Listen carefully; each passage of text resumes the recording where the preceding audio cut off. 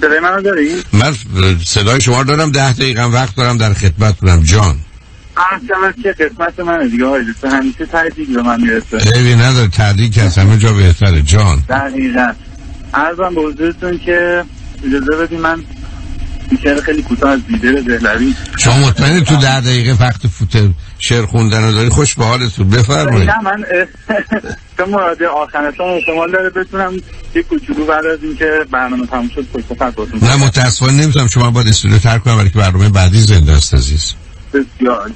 عرضم به حضورتون که از شعرم هم صرف نظرم کنم سوالم می‌پرسم. جان. من یه پسر 2 سال و 2 ماه 3 ماه شده دیگه هم دارم که ایشون رو میخوام در مورد مقوله مذهب بدونم که به چه شکل، مثلا که ما 1 سال و این هستی که به امریکا اومدیم در واقع پرورشش بدم و چه جایگاهی رو در این مورد براش در نظر بگیریم. ببینید عزیز، من اولا تو CD ها اینها رو یا DVD ها آوردم. اولا من و شما همونطور که اسم داریم و یا فرزندمون اسم داره باید اسم داشته باشه. اگر فرض رو من بر این بگیرم که فرض بفرمایید شما و همسرتون مسلمانی، فرزند شما باید بدونه که مسلمان، این یک، یعنی این رو میخواد و الا بدون این هویت مذهبی در جامعه‌ای که بیشتر مردم دارن یا ابرازش کنن یا میپرسن با تکلیف روشن باشه. دوم، تو این سن و سال شما قرار نیست کاری بکنید چون مفاهیم مذهبی مفاهیم تجریدی و انتزاعی هستن که اصلا برای بچه اینجا معنایی نداره. فقط او باید آنچه را که به هر حال با توجه به باور شما و یا باور عزیزان اطرافیان شما، ممکنه شما خودتون همسرتونش باشید، مهم است که فرض کنید اسم حضرت محمد است یا قرآن است یا چیزی از این قبیل، یعنی این اسامی باید به گوشش آشنا باشه که او بدونه به هر حال یه جایی که در تنگنای قرار میگه که میگن اسم چیه، تاریخ تولدت چیه، وقتی هم که ببینه بقیه دارن درباره جیزه صحبت میکنن اونم بدونه که برای او باورش چه خواهد بود. الان هم جایی برای هیچ گفتگوی مذهبی نیست. یه جایی هم که اینجا اونجا صحبت شد با جمله این که من یا ما مثلا مسلمانی ماجرا رو به آخر میرسونید. تو سنهای بالاتر یک کلیاتی رو که فقط یه مقدار نامه و مشخصات مثل همین که تا باهات صحبت کردیم و بعدم یه ذره سن بالاتر در حد 3 دقیقه 5 دقیقه ای بسا تا 7-8 سالگی یه گفتگوی درباره یه اصول و یه باورهایی دارید که معمولا بیشتر مردم این باور رو یا مثلا به خدا میبرن یا میبرن سراغ اصول اخلاقی که مهربونی یا عادل منصف و فیر و جست بودنه. یعنی مواردی از این قبیل رو میشه بچه داد که بچه یه هویتی داره و در این حال فکر کنه یه چیزایی که باید بدونه میدونه، در حالی که ممکنه آنچه که میدونه 1/1000 کل مطلب باشه ولی برای او اهمیتی نداره و اگرم پرسشی داشت میشه پاسخ داد. توی محیط مذهبی غیر مسلمان هم نباید بگذاریدش به عنوان مدرسه که مدرسه خوبیه ولی مثلا کاتولیکه، به شما ارتباطی نداره برای که اونجا اون تضادها کار دستش میده. امیدوارم باید این باشید که محیط آموزشی بی خودی بحث مذهب رو مطرح نکنم و ضمن در مذهب هم سراغ تاریخ و شرح مظلومیت و بدی دیگران و ظلم و جور و اینا نباید شد برای که در بچه هم اضطراب به وجود میاره، هم افسردگی هم خشم.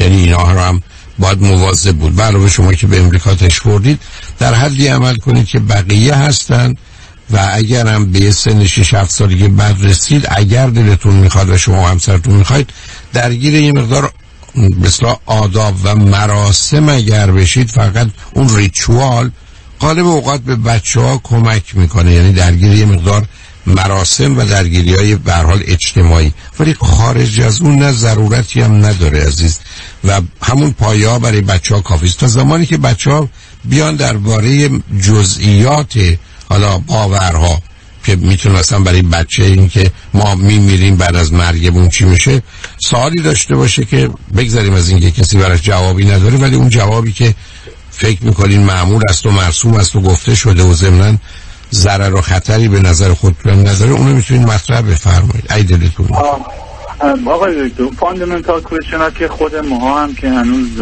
توش موندیم با حال این بچه ها ولی من سوالم در واقع مشخصا اینه، چون من به قول معروف تا حدی با موضوعات روانشناسی آشنا هستم چون رشته تحصیلی این بوده، نگران اون آنکاندیشنینگی هستم که بعد از اون شرطی شدن در مورد مذهب باید پیاده بشه. ببین ما راجع به نسلی داریم صحبت میکنیم که شاید چند سال طول کشید تا تونستیم باورهایی که در ما کاشته بودن از بین ببریم و تحقل رو دوباره جایگزین بکنیم تو زندگی. من نمیخوام این اتفاق بعد اصلا بیفته.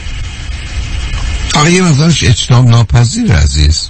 ببینید درست مثل که شما بگید من میخوام نگاه و نظر فرزندم به مادر بزرگش به عنوان یه انسان و در چارچوب علمی باشه.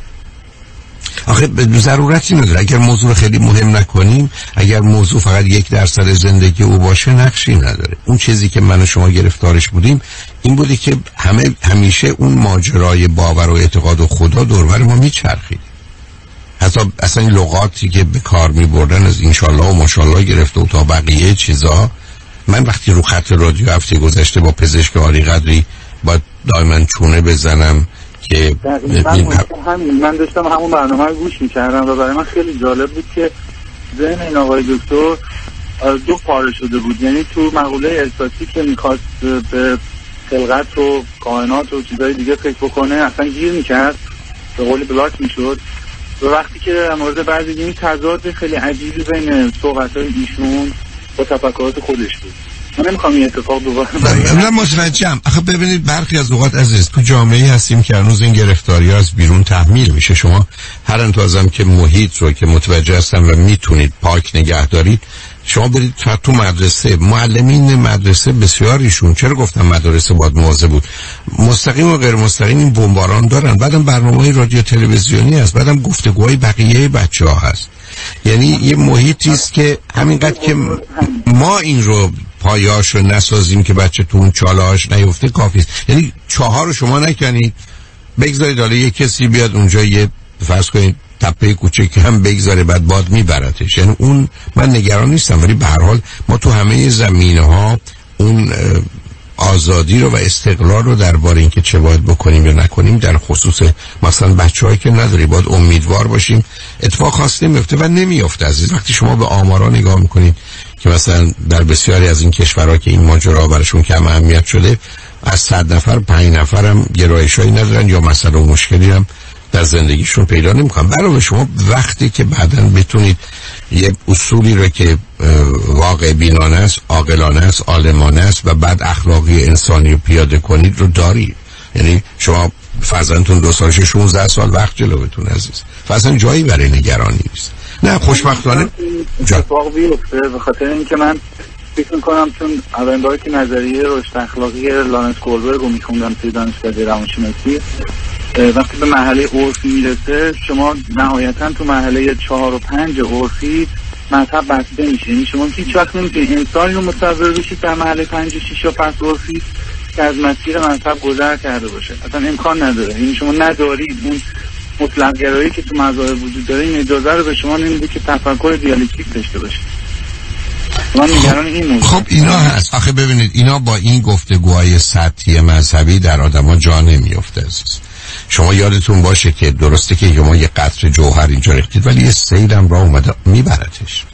اینه که عرض میکنم اگر در خانه اصولی نباشه که چاله ها رو بسازه و بچه ها رو تون چاه و چاله بندازه، بیرون اونقدر نقشی نداره و واقعا نگران اونا نباشید. بعد تازه اینا چیزی نیست که یه دفعه یا پنهان باشه یا سرکلش پیدا بشه. نه، شما در استدلالای فرزندتون، عقایدش، حرفاش، دوستاش، یه مسابقه که داره، یه امتحانی که داره، یه حرف اختلافی که با دوستش داره، همه اونا میتونید اون زمینه باورها و اعتقادات رو چک کنید و به همین جهته که دلیلی برای اون نگرانی ها نیست. برای شما همین صحبت خودتون هم اشاره کرده به کولبرگ. منم امروز گفتگویی که با دوست عزیز اولی داشتم، اون مراحل رشد اخلاقی کاملا نشون میده که اگر عقل بیاد کار درسته. چرا اون در حقیقت شعار رادیو همراه است که اصل اصالت با انسان اخلاق، واقعیت، علم و عقله. یعنی اون وقتی مبنای کار باشه، حاشیه‌هاش اونقدر جایی برای نگران شدن نداره. حالا دارم شما در چون یه نگاهی هم دارید در فرزند به کنار، یعنی وقتی دیگه دلتون خواست بیاد راجع این مسائل صحبت کنیم، چون به نظر میسه بسیار بهش علاقه‌مندم، ولی من چون تعیین کننده موضوع نیستم معمولا هم راجبش حرفی نمیزنم. حالا دلتون خواست وقتی بیاد، متاسفانه من به آخر وقتم رسیدم و شما رو این همه نگه داشتم، ولی خوشحالم حداقل گفتگوی کوتاهی باهاتون داشتم. خواهش می‌کنم. فقط آقای دکتر من به اندازه شاید 10-15 ثانیه میتونم پشت خط باهاتون صحبت کنم؟ حتما روی